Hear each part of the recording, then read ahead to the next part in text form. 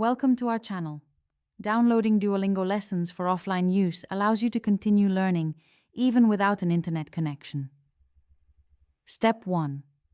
Open the Duolingo app on your mobile device and ensure you're logged into your account. Step 2. Make sure you have Duolingo Plus or Super Duolingo subscription, as offline lessons are a premium feature. Step 3.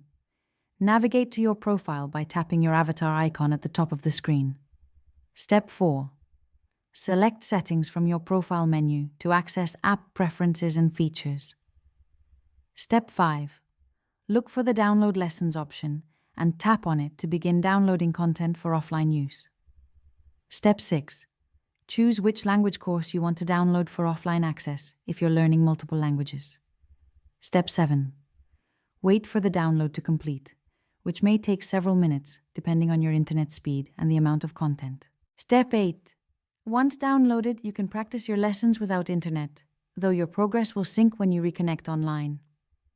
Don't forget to like this video and subscribe to our channel.